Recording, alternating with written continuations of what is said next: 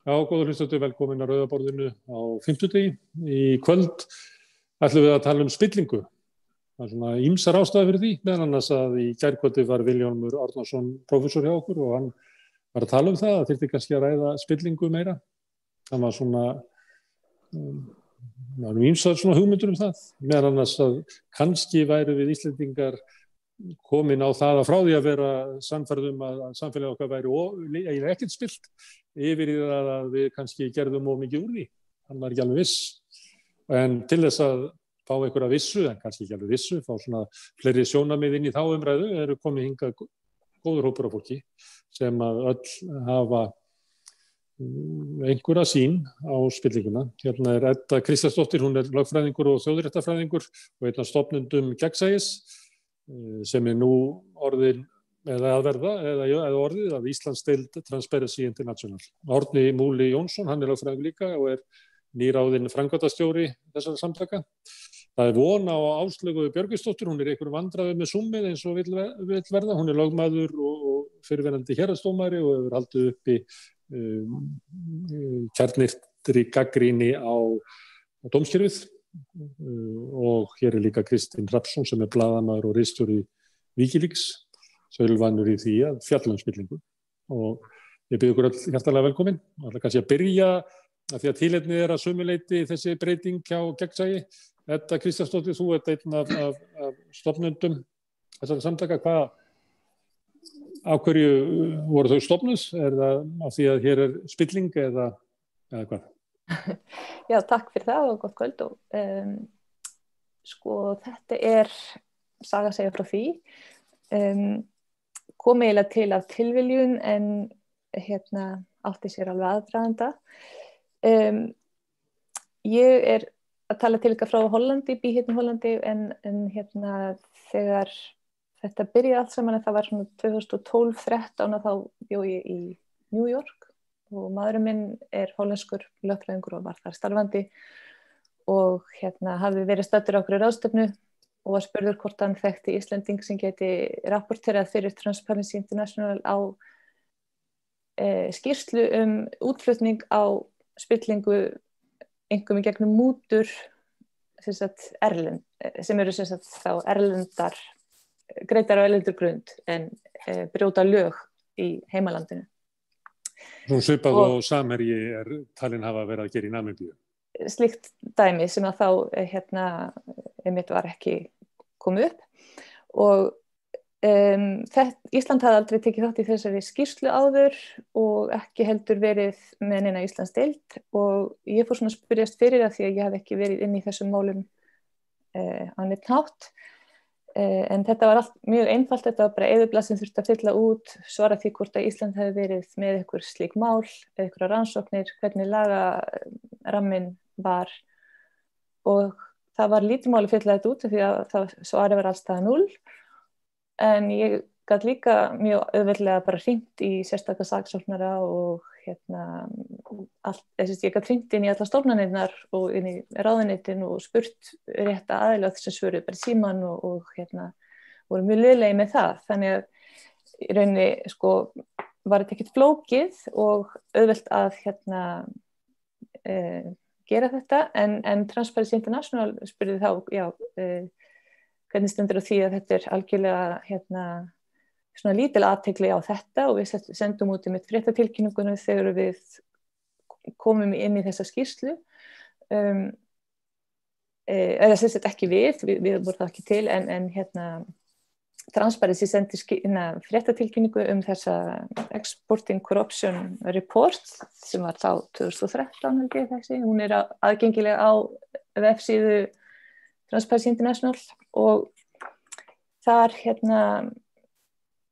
ég ætlaði að reyna að fá einhverja athygli í fjölmiðlum á Íslandi en þetta misskildist algjörlega því að allir gerðu ráð fyrir því að það væri verið að tala mútugreiðslur erlendra aðila til Íslendinga sem væri að koma inn og múta íslenskum ráðamönnum eða reyna það. En það bara, þetta það var ekki hægt að koma þessu inn einu svona í okkar ímyndun að verður verið að tala á hinn veginn. Hlýtur að fjalla spillingu utan bæjarmanna eins og verið sagt á Akureyri. Og þetta var nokkur sem hafði aldrei heyrst talað en þar að leiðandi voru brotalamyndar sko, sem að OECD var búið að vera að benda á og sem að Transparency var að reyna að setja inn í sína skýrslu var það hvernig málum háttað á Íslandi, eru þið með góða þjálfun fyrir endurskoðendur og löggæslu að rannsaka svona mál ef kemst upp einhvers staðar, hvernig er háttað til dæmis vernd uppljóstrara, og svo þekkjum við öll, svo fórum við á stúfuna með það við Guðrún Johnson og Jón Ólafsson á þeim tíma og bættist í hópin og við fórum að reyna að getum við ekki bara stofnað núna eftir hrun einmitt, fyrir ekki verið að koma tíma þá í Ísland setið upp deild og það voru alveg skýralínu með það að þetta eru grasrótar svona samtök, þannig að hvert land þar þarf einhvers konar félag að byrja og sækjum aðild og það er bara í stuttu máli þannig sem þetta virkar og byrja að taka þátt í þessu alþjóðlega samstarfi og við heldum að það nú auðvelt að redda því en það hefur tekið mörg ár að komast upp á það stig bara að mega kalla okkur núna Transparency International Iceland því að það strandar bara því að það þarf að komast í gang einhvers konar félag sem er með ákveðna bara lágmarksstarfsemi og við erum rosalega glöð núna eftir þennan tíma að mega nota þetta nafn og vörumerki og byrja að taka þátt í þessu samtali því að við höfum ju lært svo mikið síðan 2013.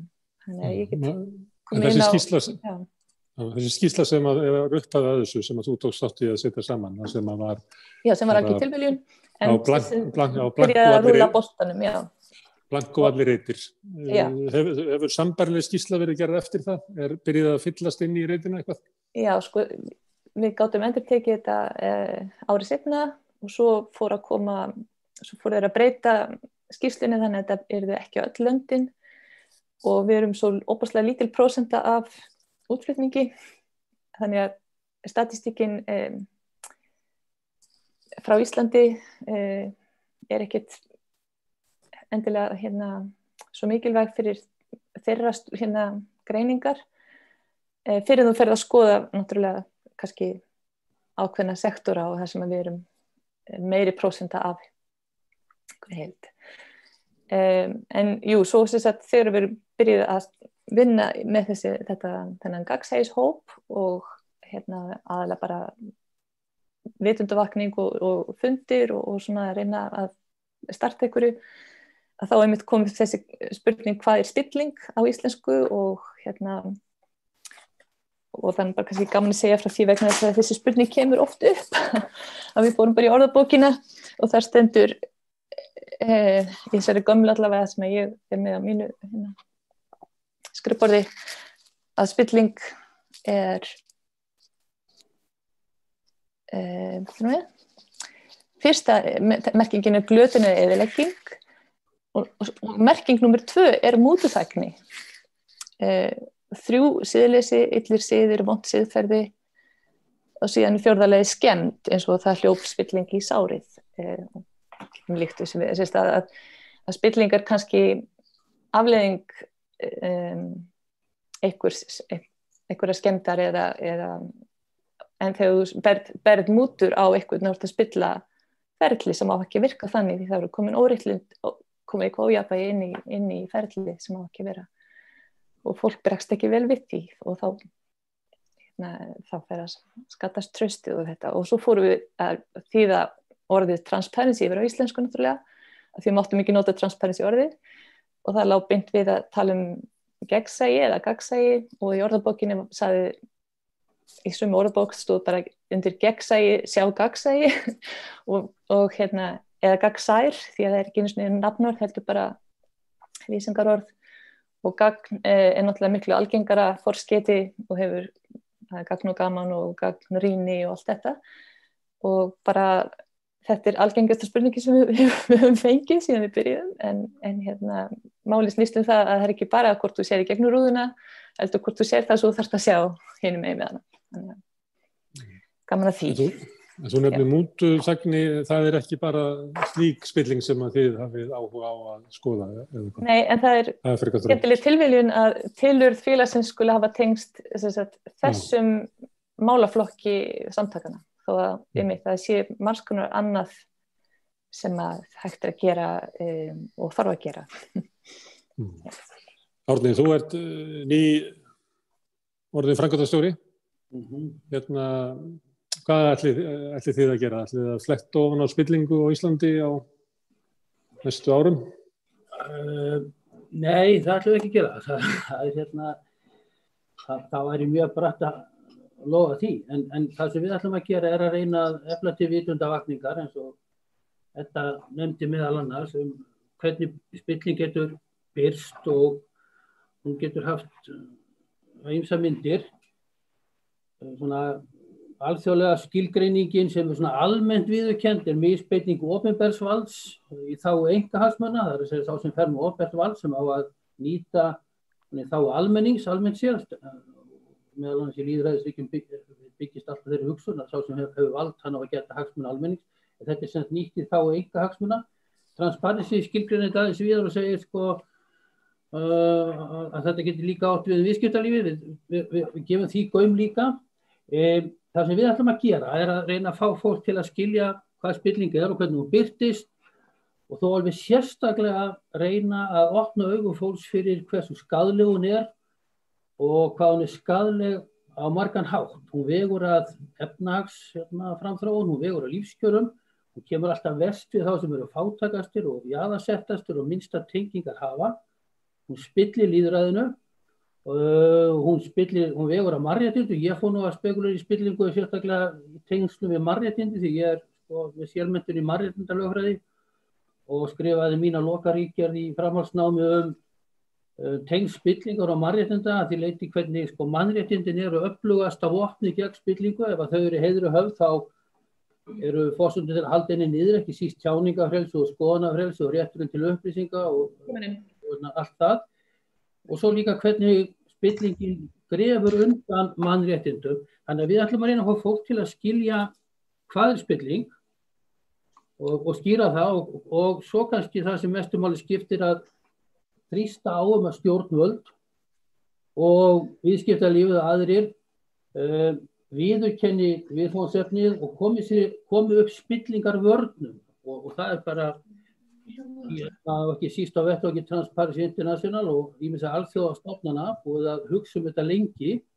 Alþjóðabanki til að mynda sem vinnur gegn fátækt í heiminum, hann hefur skilgreint spillingu sem kannski mestu ógnina og ekki kannski heldur mestu ógnina við efnahagslega framþróun í þessum löndum sem eru fátækust í heiminum. Þannig að við ætlum að reyna að fá íslensk stjórnvöld þess að viðurkenna þetta, taka alvarlega skyldu sína, samkvæmt meðal annars alþjóðlegum skuldbindingum, til að koma upp alls kyns spillingavörnum og við erum örugglega eftir að tala meira það hér síðar að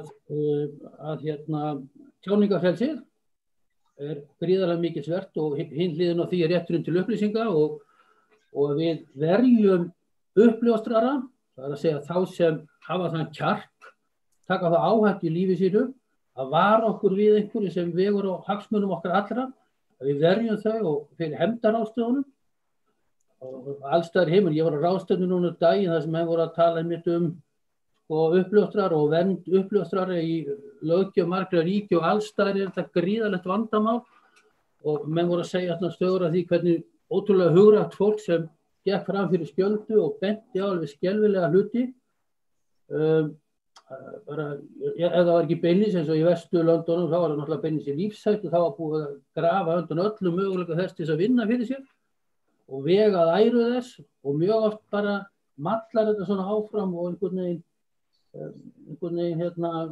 þessir einstaklingar eru bara einir í heiminum og þetta alveg svakalegt og þetta eitt af þessu við ætlum að vinna í og sem betur fyrir að koma ný lög núna, gengur í gildi 1. janúar og þannig að við erum komin löggjöf og hún ekki fullkomin en hún þó í áttina og kemur til meðal annars vegna þess að erlendir eftirlitsaðilar hafa þrýst á íslensk stjórnvöld að setja þessi lög. Okkar viðfangsefni verður að fylgja því eftir að þau séu tekin alvarlega og það gert sem þarf að gera til þess að þau séu framkvæmt, þannig að þau virki eins og þau eiga að gera, sé haft eftirlit og þeir sem brjóta gegn því verður látnir sæta ábyrgð. Við ætlum að þrýsta á það að það komist á meiri skilningu fyrir því að það er líka til eitthvað sem heitir pólitísk ábyrgð. Það er lagaleg ábyrgð, hún er mikilvæg, og pólitísk ábyrgð í þeim löndum sem svona hafa kannski ná mestu þroska í lýðræði birtist í því að þegar einhverjum verður eitthvað alvarlegt gegn hagsmunum almennings þá axlar hann ábyrgð, hann setur ekki bara undir sig hausinn og kreppir nefana og stendur að sér óveðri og þeir sem í kringum hann hjálpa honum til að komast í gegnum þetta. Þetta er axla ábyrgð, accountability, ábyrgðarskylda, og ég held ég geti sagt það og ég er svo sem kannski ekki búin að fá sérstaklega umboð frá Transparency deildinni til þess að accountability og þessi ábyrgðarskylda bara allt og lítil í íslensku stjórnkerfi og stjórnmálum. Ímyndum okkur að þú setir við hliðina á mönnum í sambærilegu hlutverki inn í þessum samtökum, svona í næsta nágrein okkar, í Skandinavíu og norður hluta Evrópu og Bretlandseyjum. Ef það væri svona verkefnalistin þinn, hvað er ógert á Íslandi? Er hann lengri varðandi spillingavarnir og fleira heldur en kollega þinna? Erum við aftarlega á merinni, eins og sagtir? Já, ég hef ástæðu til að ætla það og það er erfitt að mæla spillingu. Spillingaflókin því leyti að svona, þetta er yfirleitt lögbrot. En vandinn er sá að sá sem spillar og sá sem lætur spilla sér, þeir hafa sameiginlega hagsmuni af því að leyna brotinu. Þetta er ekki eins og þegar þú fer kannski í bæ á laugardegi, þú ert barinn í andliti og þú fer til lögreglan og kærir brotið. Þarna eru þessir einstaklingar sem aðkoma til leyna brotinu, þolandi sem er yfirleitt einhver ákveðin hópur eða bara allur almenningur, hann veit ekki af brotinu.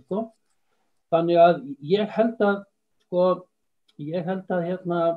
þetta er ekki vísindalega rannsókn. Ég hef ástæðu til að ætla að það eru vísbendingar það að önnur norræn ríki sé að gera þetta betur og meðal annars birtist þetta í því að það er mjög viðurkenndur mælikvarði. Hann er ekki fullkominn og hann má sjálfsagt finna ýmsu þar, en hann er minnst kosti nægilega viðurkenndur til þess að stórar alþjóðlega stofnanir eins og Alþjóðabankinn, Gjaldeyrisjóðurinn, OECD og ýmsar svona stofnanir horfa mjög á hann og það er þessi svokallaði Corruption Perception Index sem er tekin árlega saman af hálfu Transparency International, alþjóðaskrifstofunnar, og þar er með ákveðin aðferð sem er margreind, talað við allmarga einstaklinga og þeir spurðir hvernig heldur þú ástandi sé.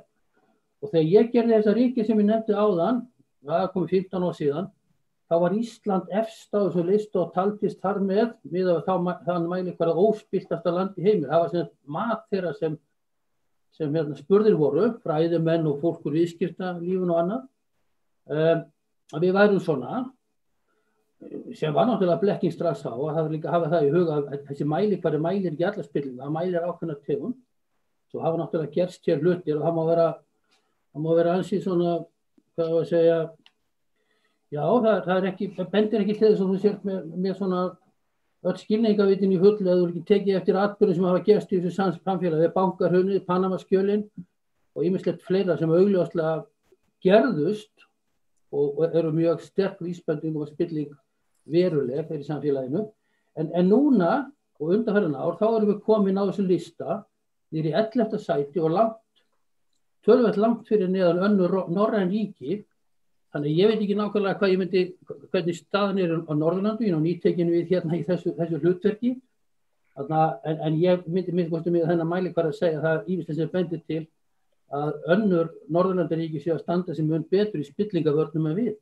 Og við höfum verið að fá okkur núna aftur og aftur mjög alvarlega. Við segja það eru auðvitað íslensk stjórnvöld og við höfum auðvitað ábyrgð á þeim sem kjósendur. En hérna mjög alvarlegar aðfinnslur frá aðilum sem hafa eftirlit með alþjóðlegu skuldbindingu sem við höfum undirgengist. Það var það spillingavarnir, það er stór samningur á vegum Sameinuðu þjóðanna, svo er mikilvægur samningur sem hefur mikið verið í umræðu undanfarna á vegum OECD sem bannar spillingu það er að segja mútur í viðskiptum í öðrum löndum og tala áður og síðan á vettvangi Evrópuráðsins eftirlitsaðili með spillingu og bara umræðu vettvangur sem kallast GRECO og þar hafa komið skýrslur líka og bæði skýrslur sem komið núna í október frá GRECO og alveg sérstaklega í OECD í desember eru rosalega miklar aðfinnslur það hvernig íslensk stjórnvöld hafa staðið við skuldbindingar sínar eða öllu heldur ekki staðið við skuldbindingar sínar að koma upp spillingavörnum sem var búið að leggja til og ég veit ekki betur en að svona flestir sem hafa sett sig inn í þetta séu bara á því að það séu ansi góða tillögur. Ég ætla að skjóta því inn að sko gagnsæi og Transparency Iceland landsdeildir koma ekki að vinnslu á þessu indexi, þessi vísitala búin til á allt annan hátt og fólk getur kynnt sér það á netinu en við höfum ekkert enga aðkoma að því beinlínis en við höfum að vera í þessari vitundavakningu og vera að þrýsta á ákveðin ákveðnar umbætur sem eru bara vel þekktar í þessum fræðum og það til dæmis þetta eru svona hlutir sem við höfum hamrað svolítið á og Jón Ólafsson gerir til dæmis skrifað ágætisgrein í Stundina 2016 þar sem hann fer yfir þessi atriði þau eru ekki þanniglega mjög flókin, það vernd uppljóstrar og þar hefur náðst árangur á Íslandi núna og þetta með að fara að ráðleggingum alþjóðasamtakana, GRECO, OECD, Sameinuðu þjóðanna, endurskoða hagsmunaskráningu, taka gegn siðareglur, stöðu dómskerfisins, stórbæta þjálfun í allra eftirlitsaðila í þessum að koma auga á þetta, herða löggjöf spillingabrot og allra fræðivinnu utan það og bara að bæta umræðu þetta í fjölmiðlum, orðaforðan, þetta hefur bara verið þetta hefur þrifist í leinum með því líka við tölum ekki hlutina,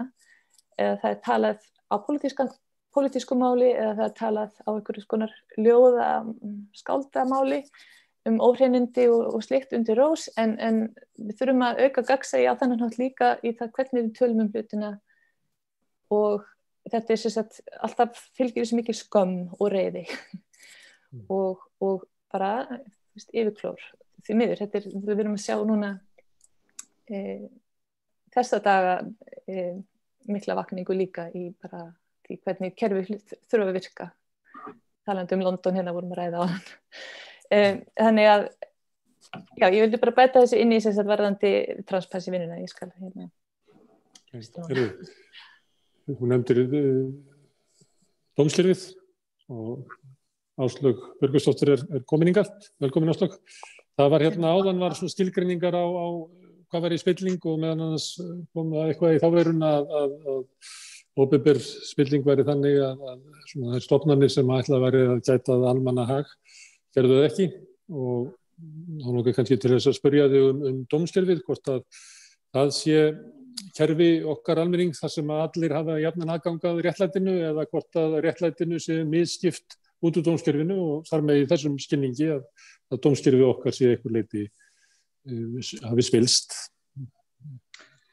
Hvað varðar réttlætt og aðgang á dómskerfi, þá svona í fyrsta lagi að við erum í mismunandi stöðu eftir efnahag, að það dýrt að gæta réttar síns og þjónusta lögmanna dýr og ólíkt þá þjóðum okkar og Norðurlöndunum eins og Noregi þá opinber réttaraðstoð miklu minni heldur en þar og engin réttaraðstoð til dæmis gagnvart þegar fólk að reka mál gagnvart stjórnsýslunni og ég langar kannski bara að taka þráðinn upp í framhaldi af bæði þá Árna og Eddu að Árni var að nefna þetta ef ykkur verður á þá þarf hann að axla ábyrgð og það nú grundvallarregla réttarríkisins accountability og það sem vandamál með íslenskt dómskerfi og stjórnendur þess þannig að það hefur nú þróast þannig að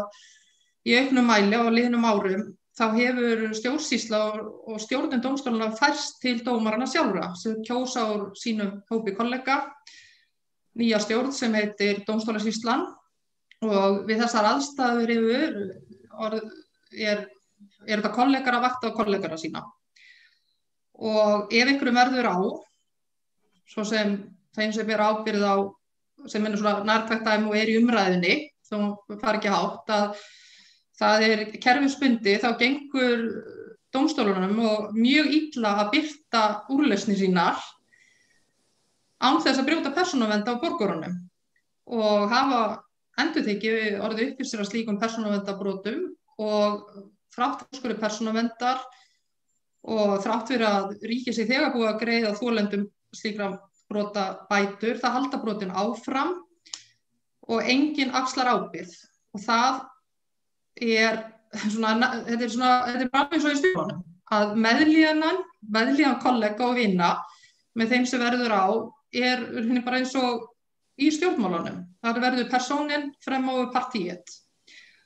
Annað vandamál í dómskerfinu í það sem þröngur lítill hópur fer með æviskipavald og ég við þetta kollega eftirlit, líka hagsmunaárekstrarnir. Og það eru við bæði að sjá í stjórnsýslunni, í kollega eftirlitinu, til dæmis þá virðist dómstólasýslan og líka nýja sýslan, hún vanmáttug gagnvart þá brotum héraðsdómstólana, Landsréttar og Hæstaréttar við birtingu dóma og virðist ekki, enda þetta forstöðumenn sem sitja þarna inni, vinur og kunningjar og kollegar og allir eru líka hafa gerst brotlegir það sama. Og þetta náttúrulega heilindavandamál, þetta siðferðislegt vandamál, þetta grefur undan trausti vegna þess að ef við sjáum, hvort þetta svipað við sjáum, orðið verið við það að ráðherrar eiga erfitt með að fara á sóttvarnalögum og við tölum það opinskátt að þetta finnst okkur ekki góð fyrirmynd og þetta grefur undan trausti og aðrir telja að þeir geti brotið lögin. En eins og hún var að nefna, varðandi þessi þá lögbrot í starfsemi dómstólana á kostnað réttaröryggis borgara, svo sem friðhelgi einkalífs og raunverulega ef við getum ekki treyst þeim fyrir upplýsingum þá veigrum við okkur mögulega við að leita réttar okkar til dómstólana. Og þetta, ég tók eftir þetta var að tala þöggunna. Þöggun spillingamerki og við sjáum það að, og hún var að tala skammina og reiðina, að það blasir þetta við að fólki þykir þetta svo skammalegt og neyðarlegt að dómstólar eru ófærir að fara persónuverndarlögum, úrskurðum persónuverndar, að þetta má nærri því ekki tala. Og þá við höfum fengið 2013 skýrar leiðbeiningar íslensk stjórnvöld fengu frá GRECO sem Group of States Against Corruption og vegum Evrópuráðsins, þá komu þeir tilmæli í sérstakri skýrslu lögreglu, dómstól og ákæruvald að í ljósi þess hve Ísland fámennt og lítið og eftir að hafa skoðað íslenska dómskerfið þá vildu skýr tilmæli það að þyrfti að þjálfa íslenska dómara siðferði, heild og hagsmunatengsl. Og talandi hagsmunatengslin og vanhæfi, við erum að sjá endurtekið og meðal annars í Hæstarétti að þar fúskað með vanhæfið. Við erum að fá dóma frá mannréttindadómstólnum, þar sem staðfest að Hæstaréttur og einhverju tilteknu dómar hafa verið vanhæfir í málum. Og við erum að sjá bara á liðnum vikum, alvarleg, bara síðast nýskipaður Hæstaréttardómari sem kom beint úr starfi við Háskólann Reykjavík, settist í dómarasæti í máli á milli Háskólans Reykjavíkur og fyrrverandi starfsmanns. Og það sem við sjáum þar bæði viðkomandi dómari, hann gerist þarna sekur dómgreindarleysi og grefur undan tiltrú okkar að kerfinu. Það sem þetta mál sýnir líka að innra, það að segja Hæstiréttur sjálfur og meðdómarar hans sem vissu að hann hefði starfað þarna, þau ekki á vaktinni. Og þetta já, mér sýnist þetta að GRECO hafa nú hitt naglan á höfuðið þegar það komið þessar ábendingar siðferði, heild og hagsmunatengsl, það þyrfti að taka þessu í íslensku dómskerfi. Svona dómskerfið kannski svona síðasta síðasta vörnin, eða ekki? Hinum við dómskerfi getur bara verið innilokun og útilokun, að málin ekki lengra og þegar þú varst að tala þá er ekki sagt eitthvað stærri í biblíunni að þeirra salti dofnar með hverju á að salta það. Já. Þannig að tillaga Greco er kannski að salta það með því að setja dómarana á einhvers svona endurmenntun spillingu, þannig að þeir geti komið auga á hana, kunni að verjast henni, kunni að neita sér hana kannski. Já, og gefa það sjálfstraust að það styrkur að hafa leiðarljósi þetta, hvernig get ég haga mér í dómsal eða og með gagnsæi, þetta snýst líka gagnsæi, það að segja að dómarar upplýsi og óhikað, ég hef starfað þarna, sjáu þið ykkur. Það þessi misskilnaður gamaldags kúltúr sem hefur verið. Ég held að það hefur fótt styrkleikamerki í íslensku samfélagi og mögulega í dómskerfinu að vera svo sterkur og klár að ég get hafið mig yfir hagsmunatengsli. En að mínu mati þetta einn stærsti veikleiki íslenska dómskerfisins að hafa ekki að leiðarljósi ímyndina og reyna að skipa dóma þannig að engin vafi þurfa að leika á að viðkomandi sé hæfur og mér finnst Hæstiréttur reyna að vera að þenja þetta ítrekað. Mér fannst Hæstiréttur og þá líka og hinn dómstigi Landsréttur, þá kom nú krafa frá lögmanninum sem fór með málið til dómara Landsréttarklúðrið til Mannréttindadómstólsins og sótti þangað rétt að hann hefur náttúrulega, eða ekkert náttúrulega, en það er eðlilegt í íslensku samfélagi, það hefur raunað yfir hann og hann gagnrýndi með persónulegum hætti meðal annars að eiginmanni dómara í Landsrétti sem var þarna undir, þingmanni, framámanni í Sjálfstæðisflokknum, Brynjari Níelssyni og þessi lagmaður var nú með mál fyrir Landsrétti og taldi að eiginkona þessa þingmanns hlýtur nú að vera vanhæf, bæði vegna þess að þarna hefði gengið þessu dómur sem hann hefði farið með og ekki síst út af ummæli þingmannsins. En bæði Landsréttur og Hæstiréttur fara einhverja svona formlega leiðir og trúa þessu bara hann í kokið á okkur. Staðan fyrir sem ég held að mönnum væri allur traust og tiltrú, það myndi menn vera on the safe side og frekar svona leyfa þeim sem óttast þennan þetta og mér fannst þarna bara fullt tilefni til að viðkomandi dómari viki sæti þó þetta sé auðvitað ekki henni að kenna hvernig hún er gift og hvernig hann talar í fjölmiðlum.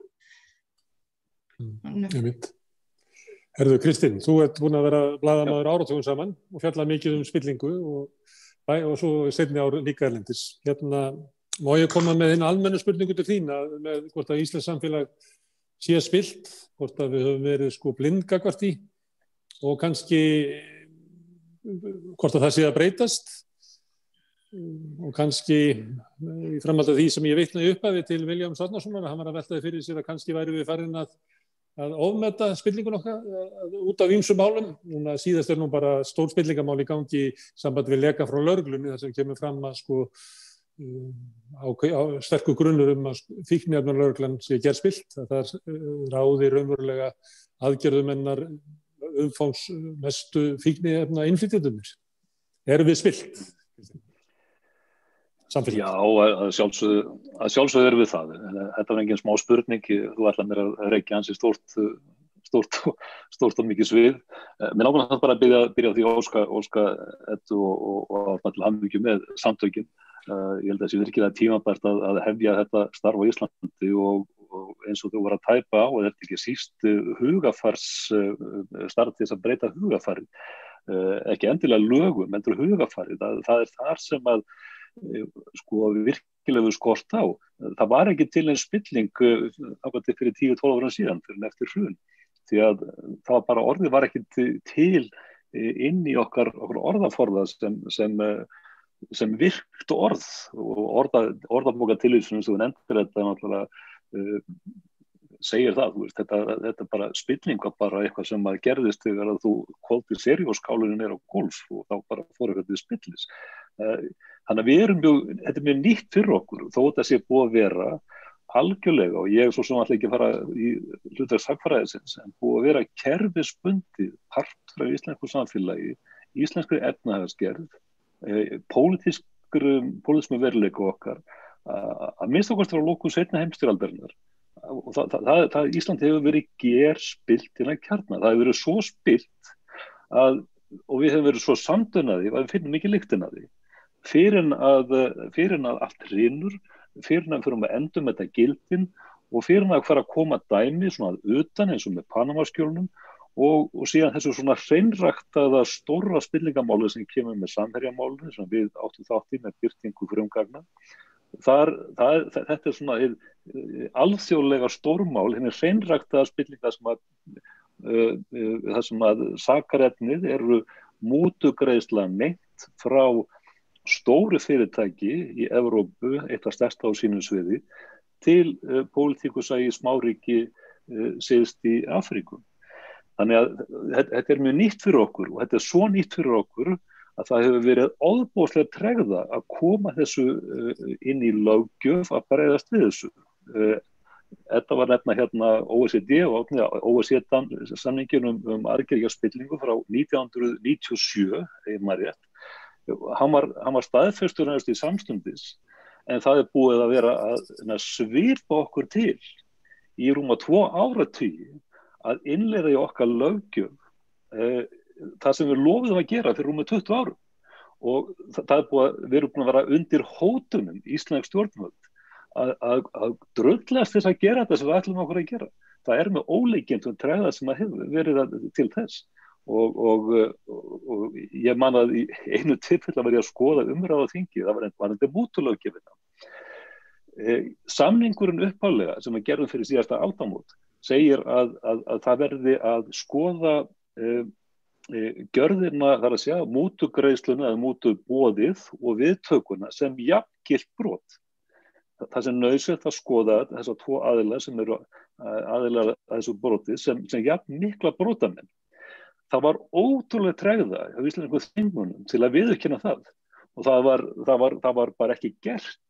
Það var verið að hnika til lagabreytingum en einhvern veginn fannst mönnum alltaf vera minna brot að greiða mútur heldur að taka við mútum. Og ég held að þetta sé endurspegla ákveðu hugafar og aftur hörtu fulltrúar á OECD að koma til Ísland og segja nei, þetta er ekki svona. Við verðum að fara að hrista ykkur til og koma okkur inn í nútímann eins og aðra þjóðir.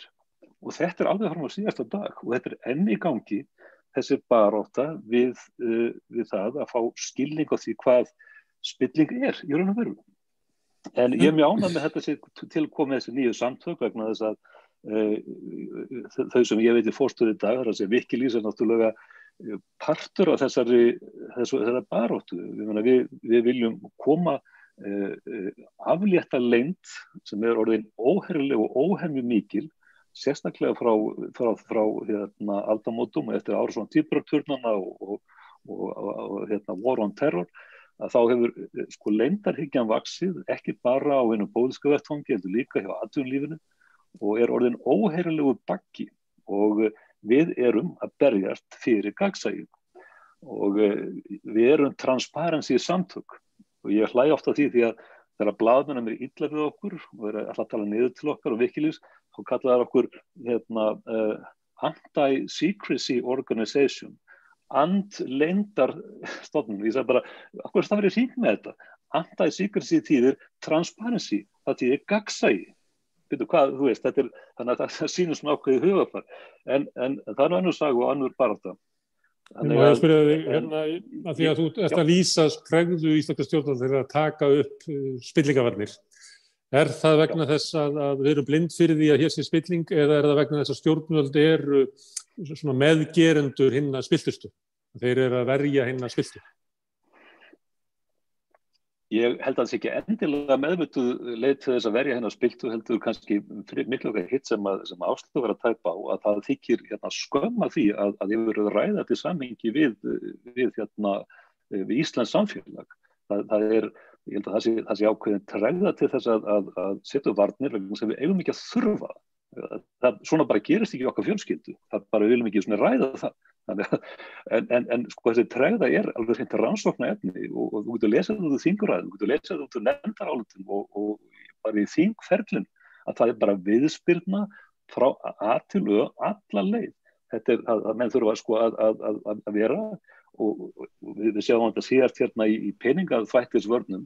Það var ekki fyrir að menn komi hérna og settust inn á skrifstofu á ráðuneytisstjórum í fjármálaráðuneytinu sko nú hafið þið bara hérna, nú bara þetta er svo að þetta tukta úling sko. Þú ferð ekkert út að leika fyrir hún er búin að klára þetta og þú ferð ekkert að borða í kvöld.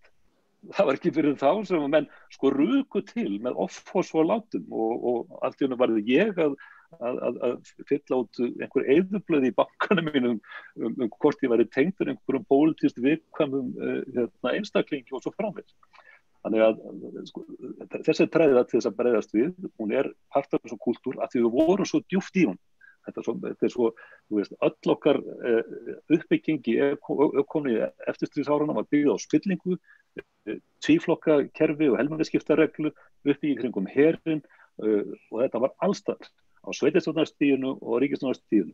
Við vorum á kafi þessu, fæst ekki bankalán nema að vera í pólitískum flokki, þú gast ekki fengið verkefni hjá sveitarfélögunum nema að vera rétta flokki og þetta var hygling á alla kanta allstaðar. Og við erum fyrst núna, við erum rétt að skríða út úr fjandans moldakonum hvað þetta varðar. Og baráttan, nú verður fyrst og fremst hugarfarsbarátta. Ég hef alltaf efasemdir það að þetta lög það að haga sem svo maður. Það ekki bara það sem maður gildir. Og oft verður sko lagasetning skálkarskjól fyrir spillingu og afsökun. Að þú býr til einhvers konar múr og segir, já, nei, sko, við settum útboð. Þetta var útboðsferli.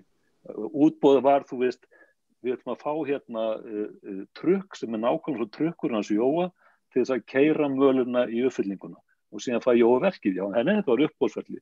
Við viljum fá manneski í starfið sem með þessa gráðu, þessa reynslu og heitir Jóhanna. Og fyrir ekki, það var bara einn sem og þetta var allt saman ekki ráðningarskrifstofa Gallups, það var ekki spilling í því. Eða, nei, við ætlum að selja hana banka, ég kem ekki nálægt því segir ráðherrann vegna þess að það er búið til einhverja filmu á milli sem heitir Bankasýsla ríkisins eða what have you. Ég kem ekki nálægt því, það ekki spilling. Við erum komin í hennan blekkingarleik. Það sama á að vera við um lög og verðandi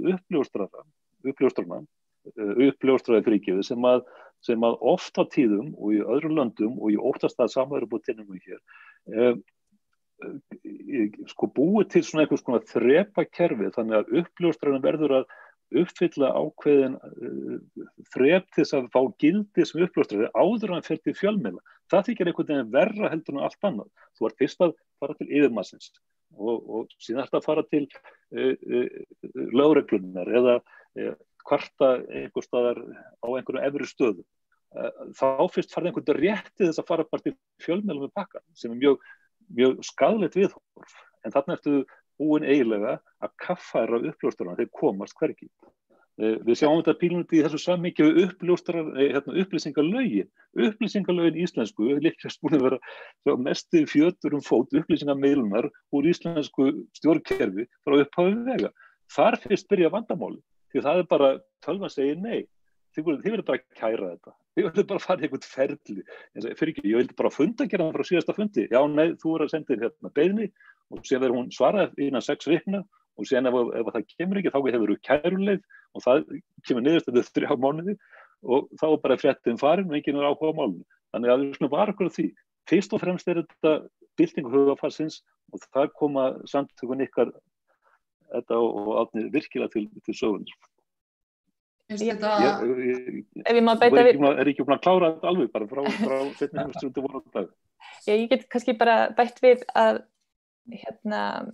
þessi spurning eru Íslendingar svona spiltir eða eru Íslendingar betri eða verri, það ákveðin mótsögn í því að við skulum hafa trónt þarna á toppi CPI á meðan allt var eins og Kristinn segir kannski ekki eins hreint undir yfirborðinu og sko Íslendingar eru öðruvís á margan hátt, en við vitum það sem sagt að við erum ekki með neitt svona spillingargen, ég hef bara rannsakað það nokkurn veginn alveg og ný betur en annars staðar að það hefur ekki fundist, þannig að þetta ekki eitthvað svona að við séum betri kynþáttur, flestir séu komnir með þann skilning, við erum heldur ekki með bestu menninguna, að þetta sé eitthvað því að þakka hvort sem við erum gjörspillt eða óspillt, þetta ekki út af því að við séum með bestu gildin og við hvort sem er fengið alls konar gildi að láni frá útlöndum. Við erum heldur ekki með bestu stjórnarskrána eða bestu lögin, þó að við séum með mjög gamalt kerfi og hérna höfum verið duglega að skrá allt. Við erum heldur ekki með bestu pólitíkusuna, en við erum svolítið oft upp á síðkastið búin að sprengja stjórnir og kjósa upp á nýtt út af spillingamálum. Og það að skuli ekki vera hægt að leita réttarsýns eða treysta einhverju verður til þess að menn fari ekki kringum reglurnar eða í gegnum eitthvað loophole og svo kemst svo þarf að fara að hilma yfir það á meðan við erum líka að reyna að taka þátt í alþjóðssamstarfi og vera rosalega progressív með að skrifa undir allt. En hvernig ætlum við að innfæra þetta í kerfi ef við erum bara með grænt ljós í allar áttir á öllum gatnamótum. Það að skuli ekki mega skoða hvort við séum ekki bara eins og flestir aðrir flest annað fólk að við erum með býsna gott menntunarstig og við getum skilið þessa hluti og við erum svolítið bara þar að það er komið tíma á að stoppa í þessi göt Í þessu samband mér dettur í hug í framhaldi að segja að og líka upplýsingalög með stjórnsýslulög og traust til stjórnvalda opinberra embættismanna. Við sjáum í auknum mæli það með svipuðum hættu í nágrannaþjóðum okkar. Fólk farið að tala elítu vandamál hér og jafnræði borgaranna og það gerist auðvitað þegar við sjáum það og núna að endurtekið efstu stofnanir í stjórnsýslu okkar, ég var nú að tala dómstólana áðan og stjórnsýslu þeirra, eins og birting dóma nú til dæmis stjórnsýsla það og líka sjáum við að ráðuneytin meðal annars og sveitarfélög líka er í miklu vanda með að fara að lögum við opinberar ráðningar. Og núna áramótin var umboðsmaður Alþingis að gefa út viðamikla skýrslu kerfisbundin brot. Hann kallaði ekki kerfisbundin, hann talaði endurtekin brot sem að þegar fólk hefur sótt störf hjá hinu opinbera að þá endurtekið, það í svo miklu mæli brotið á þeim upplýsingalögin og aðgangur á gögnum ráðningarnar að hann sá tilefni til að fara í frumkvæðisafstöfun og var að skila núna feitri skýrslu. Og það að þetta sé í boði, það að þetta haldi áfram og hann að rekja þessari skýrslu, að þetta hafi nú bara aukist frá 2018. Og hvernig má þetta vera? Hvernig má það vera stjórnarráðið okkar og ráðuneytin okkar með þessum, eins og Edda var að nefna, við erum með hátt menntunarstig. Hvers vegna ræður fólk ekki við það að fara að lögum og stjórnsýslulögum? Og hvers vegna varðar það aldrei neinu? Það sem þeir sem axla ábyrgð á þessum brotum eru opinberar ráðningar, það sem vafi leikur á að hæfasta fólki hafi verið ráðið, það endar á okkur borgurunum. Það endar á því að við þurfum skattgreiðendur borga bætur og á endanum grefur þetta alvarlega undan trausti til stjórnkerfisins, til embættismanna og auðvitað stjórnmálamannanna sjálfra. Og að þessu leyti held ég að við skilum mjög úr miðað við nágrannalega þjóður okkar á Norðurlöndunum. Og ég aðeins kannski skjóta eins og mátt svara þessu spurningum, hvers vegna þetta svona? Já, ég held að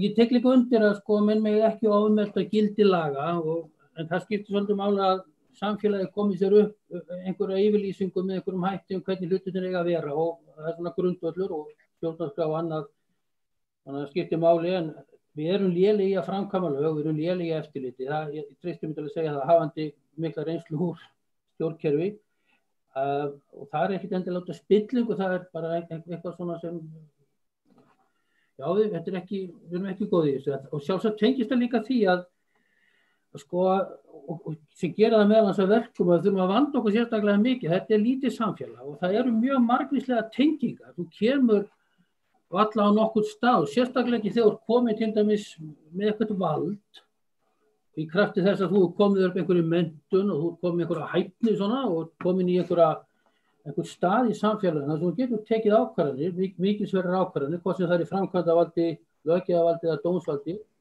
þá ertu meira og minna að umgangast fólk sem þú svona hefur minnst okkur hitt oft og þú hefur einhverja tengingar við það. Og þetta þetta ávísun á það að þessar tengingar geta haft áhrif og það alls kýrs meðvirkni sem af þessu sprettur sem leiðir til spillingar.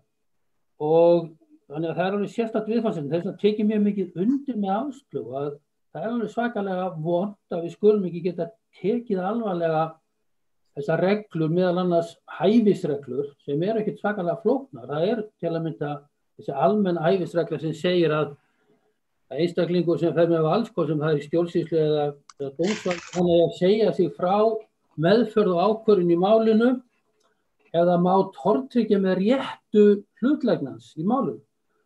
Og það eins og með svo margt, þetta þetta matskend, en ég held svona mjög oft, og það voru nefnd dæmi hér áður, auðvitað á sá sem á aðild að málinu, borgarinn, hann á að njóta vafans og það á að gera þetta þannig eins og frægt viðmið og sem hann dettur oft í huga, það ekki nóg að réttlæti sé gert, réttlæti á að sjást vera gert, justice has to be done, justice has to be seen to be done og það þessi yfirlýsing og það í góðu samfélagi og getur að fara að sofa á kvöldin bara nokkuð sannfærður að það gætt réttlætis og það jafnræði sem gildir og það vandar sig allir og sem fara með vald.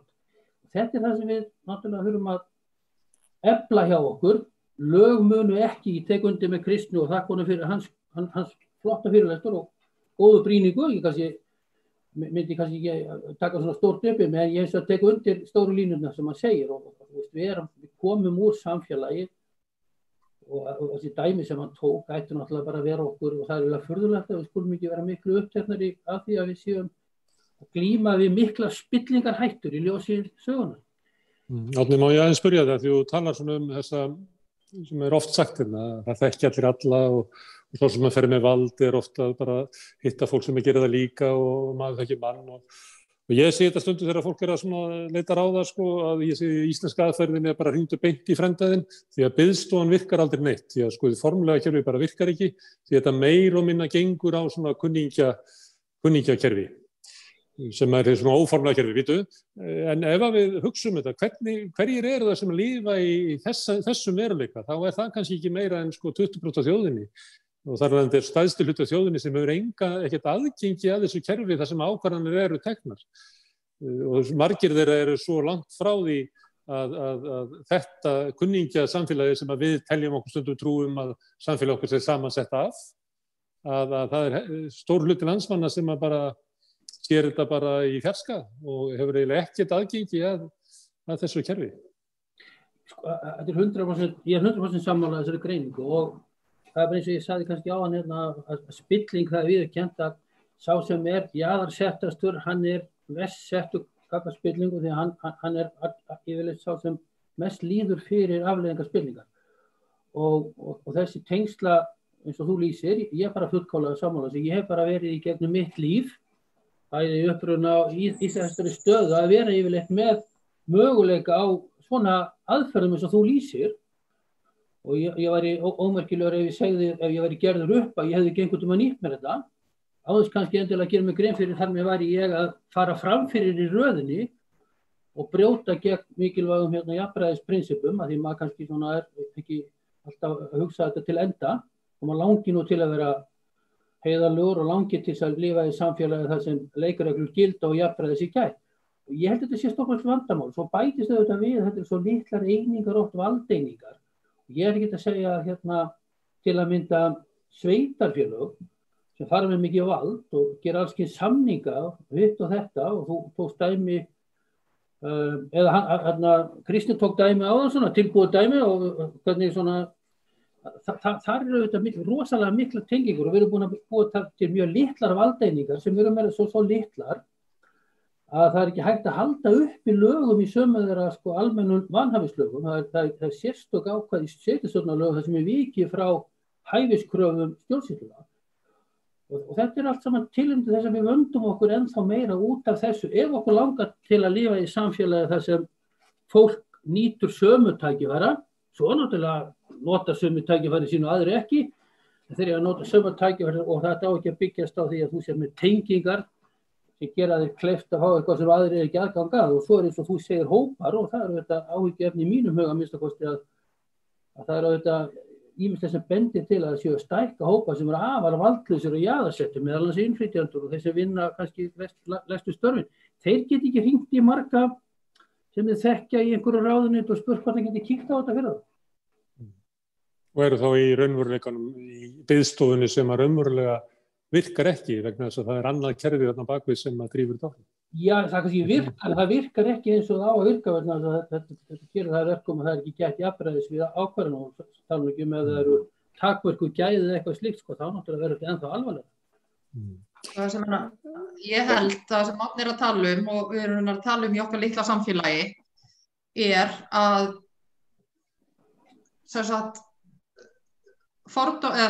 stéttamismunin, munurinn á stétt og stöðu, aðgengi að tengslum eða réttindum eða forréttindum bara gríðarlega mikill í okkar samfélagi. Þannig hins vegar mjög falin að því að við erum öll hvít og að því að fólk sem í efra laginu og lifir og hrærist með sínum líkum og vil nú helst kannski ekki sjá hitt eða telur að mögulega ekki þjóna sínum hagsmunum í boðinu að vera að ræða þetta eða berjast mikið fyrir því. Og það sem við fáum einhvern veginn, mér finnst allt orðið, eins og vinkona mín sagði bara fyrir nokkrum árum, hún sagði við búum bara við, það selektív réttlæti í þessu landi. Og í þessu sambandi, og þetta eftir mér í hug núna að umboðsmaður Alþingis sem nú, myndi ég nú alltaf, kannski aðal réttaröryggisventill borgaranna gagnvart stjórnsýslunni. Og nú lýst hann því á fundi stjórnskipunar eftirlitsnefndar að í október eða nóvember að hann sé að þrotum komin undan álagi og skort á fjárveitingum og skort á mannafla og hann skilaði bara þessu verkefni sínu, sagði ég bara hættur í frumkvæðisathugunum og geta það ekki. Það sem mér finnst, þetta auðvitað mjög mikið áhyggjuefni. Á sama tíma hann að lýsa í skýrslum sínum og á þessu fundi að það nú ekkert að lagast. Þetta orðið óverulega dýrt að mínu mati þetta embætti þessu umboðsmanns sem skrifar endurtekið brot og leiðbeinir og enginn þarf einhvern veginn að taka til sín eða axla ábyrgð, þarf að segja fólki sem braut þessi lög. Og varðandi þessa frumkvæðisathugun sem hann var að ljúka núna áramótin sem sneri að kerfisbundnum brotum við ráðningar. Þar sem mér finnst áhyggjuefni að á sama tíma hann var þá að verja það að ljúka þessari athugun með þessari skýrslu, þá var hann að velja það og birta bréf til ég nú bara sagt hver það Páll Sverrissyni, baráttumanni fyrir réttlæti, sem hefur bæði mátt þola bæði frá læknakerfinu og dómskerfinu, alvarleg brot á friðhelgi einkalífs, þar sem viðkvæmar upplýsingar og sjúkraskrá fóru á netið. Og hann hafði kært úrskurð persónuverndar, þar sem hann kvartaði yfir endurbirtingu sömu upplýsinga í einkafyrirtæki sem heitir Fons Juris, það fer nú ekki hátt, en þetta svona gagnagrunnur sem stjórnvöld og lögmannastofur og dómstólar og Alþingi skilst mér líka, og væntanlega fjármálafyrirtæki hafa aðgang að og geta hafa ennþá meiri leitarmöguleika og fleiri dómar aðgengilegir heldur en á heimasíðu dómstólana, þar að segja allt gamla safnið líka.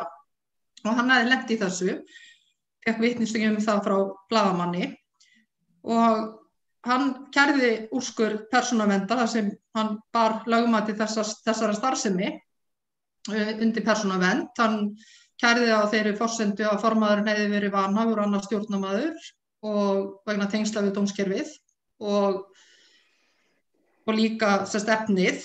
Umboðsmaður er búinn að vera með þetta mál frá 2018. Á þessum tíma þá hóf hann frumkvæðisathugun vegna þess að hann hafði fengið fjölmargar ábendingar það að Páll er ekki svo eini sem friðhelgi einkalífs hefur verið brotin á með þessum hætti.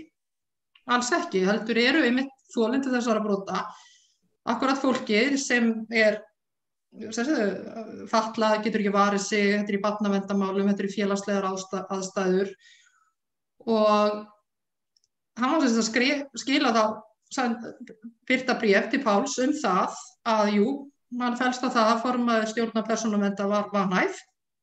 Hann rekur það að hann hafi hafið frumkvæðisathugun vegna þess að af eigin frumkvæði út af því að þetta varðar ekki bara Pál heldur borgarana almennt og gæslu persónuverndar þeirra. Hans ákveður að þrátt fyrir þennan annmark á hæfi þá segir hann að það sé búið að taka upplýsingarnar út Pál. Hann segir síðan að hann hafi verið að bíða eftir athugun sem að vita af hjá persónuvernd, hann hafi verið að bíða eftir að stjórnskipunar- og eftirlitsnefnd sem er með þessi mál í gangi, svo missurum skipti. En svo klikkir hann bara út með að ég get ekki klárað þetta því að ég er ekki með vantar bæði mannafla og ég er með fjárskort. Og þá spyr ég mig, sem sagt, það er orðið svona, það veldur óöryggi, líka þegar umboðsmaður er þá í þessari stöðu með fjárskort og þarf að velja úr mál. Hvernig velur hann þá hvað hann klárar og hvað ekki? Og nú velti ég fyrir mér, akkurat kannski fólki sem hefur verið að kæra þessar opinberu ráðningar, eða hvort er meira vandamál? Brot á fötluðum og öryrkjum og friðhelgi þeirra og birtingu sjúkraskrá, eða einmitt brot menntafólksins sem hefur verið að sækja stöður í opinbera kerfinu. Þetta er víða samfélagi þar sem eftirlitið er byggt á fjárframlögum og það er kannski mennirnir í fjármálaráðuneytinu eða maðurinn í fjármálaráðuneytinu sem ræður mest það og þannig að þú vilt með eitthvað svona stofnun að þá borgar sig að hafa hana með þeim hætti að maðurinn í fjármálaráðuneytinu sé ánægðastur með þig. Ég sá að Kristi, mér sýndist að þú vildir koma eitthvað að. Það sé vitlaust. Já, alltaf reyndi. Ég er alltaf tilbúin til þess að gaspra eitthvað. Þetta er náttúrulega ríkalegt sem að ástæður að benda á varðandi umboðsmann Alþingis að þetta er eitt mikilvægastu öryggisventil og öryggisþjónustu aðili fyrir almenning og sérstaklega þá sem að eiga undir högg að sækja og það er náttúrulega dæmigert stöðuna að það sé hægt að skrúa niður í getu aðilega þessu tagi til þess að berjast fyrir réttlæti bara með því að minnka fjárveitingar eða svara ekki kallum aukna fjárveitingar. Það er náttúrulega ömurleg stað og alveg skelfilegt að fólk ekki rísa upp alveg dýrótt. Við tölum við spillingu og hún sé voðalega dugleg nú einhvern veginn svo djúpa við tölum ekki eftir henni. Stundum er hún svo ofboðslega augljós upp á yfirborðinu og svo skamlaus að manni sundlar. Það er alltaf skelfilegt dæmi spillingu til að mynda þegar fjármálaráðherra skutlar yfir 10 milljónum í prófessor í Háskóla Íslands sem er flokksbróðir og hugmyndafræðilegur tvíburi til þess að búa til einhverja skýrslu sem að fyrir hann vita á að vera hugnarlega flokkspólitísku sjónarmiðum. Og þegar það er á það benta þá er bara gefinu fingurinn tilbaka og blaðaljósmyndar að kalla það til þegar skýrslan er afhent það sem menn eru skælbrosandi yfir þessari ósvitni. Þá kemur henni pólitíska ábyrgð á sömu póstum og ég ætla að nefna það, menn Sjálfstæðisflokksins sérstaklega. Hún náttúrulega er engin, það er þarna ákveðið fasta fylgið það sem hreyfist ósköp lítið þrátt fyrir sögur þessu tagi því að meðvitundin er ekki meiri í ákveðnum lögum samfélagsins. Það er áhyggjuefni og að því nú bara með pínurinn fyrir stríðin sækir því nú með 3 lögfræðinga á skjánum.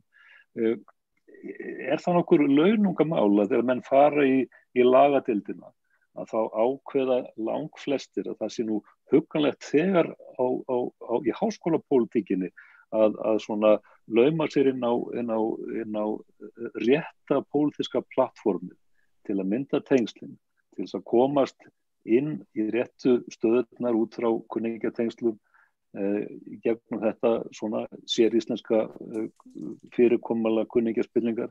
Það ekki bara staðreynd mála? Það ekki bara nákvæmlega þannig sem að þetta byrjar? Það ekki ástæðan fyrir því að íhaldið hefur haft höglin á haldinnar í íslensku dómskerfi og réttarvörslukerfi, má segja bara í heild sinni, og við heldur henni? Hvað segir þið það? Þetta á eiginlega ekki við þá lögfræðingar sem sitja hérna og allra síst kannski Eddu sem að Já, því að bara las ekki lögfræðingar Íslandi sem þetta sem er gaman. Þeir vita þetta. Mér langaði enda á því. Nei, að þetta á ekki við ykkur. Þá ætla ég, vegna þess að þátturinn var svolítið langur, mér langaði enda hjá Eddu og það tvennt sem að hefur komið inn að fram. Annars er hjá Kristni þar sem hann talaði svona um samfélagið svo að væri fjölskylduboð og öll sem að höfum hérna alist upp á Íslandi og erum hér þekkjum þetta alveg að við erum einhvern veginn með svona þjóðina eða landsmenn eru einhvern veginn bæði sko þjóðin og ættin okkar og kunningjarnir, þetta eru svona, þið kannast við þessa svona hugmynd og í því í slíku fjölskylduboði erfitt að bera upp að það sé eitthvað þannig oft talað að við sem að tala niður samfélagið. Það svona varnaraðferðir hinna spiltu að gagnrýna þá sem eru að koma fram og bera fram gagnrýni að þeir séu að tala niður íslenskt samfélag. Mér langar að spyrja þig og líka því að Áslaug sagði það sama á svona kannski á persónulegum grunni að við erum kannski í einhverju svona matarboði og við heyrum að það vilja til að tala niður einhverja svona í anda einhverja þeirri klíku sem að við kannski tilheyrum og það getur verið erfitt raunverulega að brjóta múrin að tala hinna versettu og hinna útskúfuðu þegar að allt matarboðið að tala hvað við séum frábær. Mér langar einmitt að spyrja, að því að við byrjum á því að spyrja gagnsæi eða gegnsæi, þetta ekki hægt við að ykkar starf sem framundan svona eflast og þið eru að horfa fram á það að geta sett spillingu á dagskrá í samfélaginu og vinna að vitundarvakningum að þetta séu kannski viðbröðina, þið séu svona svolítið að skemma partíið að þið séu að tala niður Ísland og gera allt og mikið úr því sem er vont í samfélaginu í staðin fyrir að tala um það sem er gott er. Það er einmitt ágætt að við erum búin að hafa nokkur ár til þess að æfa okkur í að svara þessum spurningum því að við höfum fengið þær jafnvel innan úr Háskóla Íslands það hvort það væri mikið bara að búa til vandamál, hreinlega það sem var ekkert fyrir og ég meina það sem fólk sér og fetti fingur út í að það ef það getur ekki fundið neitt lagabókstaf neins staðar sem segir að Íslendingar vil ekki hafa þetta svona hvar áttu þá að byrja? Ég meina fólk getur bara þusað en það hefur ekki, það breytir engu.